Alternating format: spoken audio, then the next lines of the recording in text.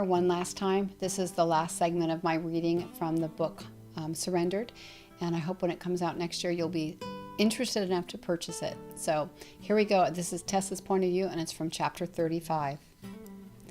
The Bible says love is patient and kind, bears all things, believes all things, hopes all things, and endures all things.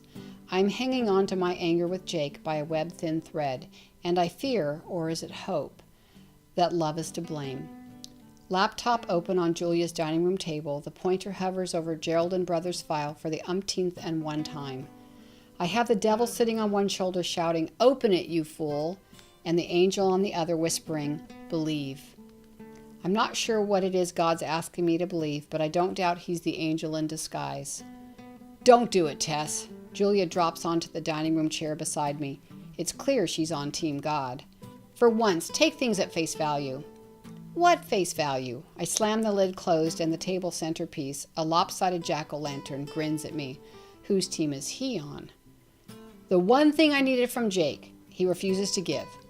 But it's Jake. Oh, please, you're just being swayed by a handsome face.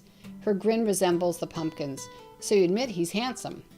That's not debatable, but just because, and sweet, I scowl at her. Now that's debatable. She raises her hand and counts off evidential points, one finger at a time. He carried you out of danger. I was never in danger.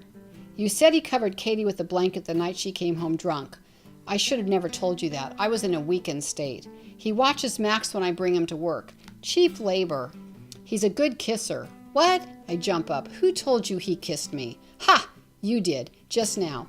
Why didn't you tell me when it happened? Because you'd make too much out of it. And from the dopey grin on her face, I was right.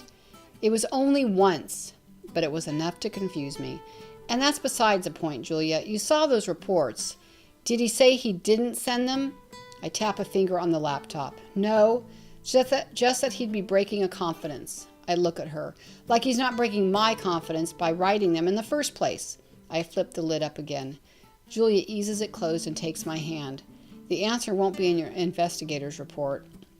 No, but if he isn't telling me everything, like you've told him everything. She gets up, crosses the kitchen, and opens the freezer. Turning back to me, she holds up a container of ice cream before setting it on the counter. What are you talking about? Of course, you told him about sending emails out to that sicko's students. She takes 2 bowls from the cabinet. He'd overreact. That's not the point, Tess. Come scoop this ice cream, will you?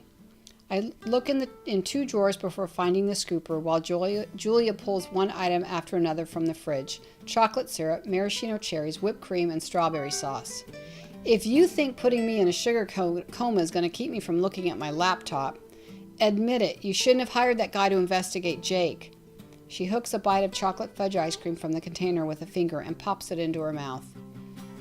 You're awfully casual with my life. I slide both bowls over to her. No, Tess, you're casual. Flipping open the syrup, she squeezes chocolate over chocolate. God practically hands you this great guy on a silver platter, and you look for reasons to reject him. Do you think this opportunity is going to come along anytime soon? Spooning a bite of ice cream, I stare at her. You act like he's the only guy on earth, Jules. The only guy you've let get this close since forever. I carry my bowl to the table and set it next to the computer. Would it be such a crime to take a quick peek? It isn't out of the realm of possibility that Jake lied to me.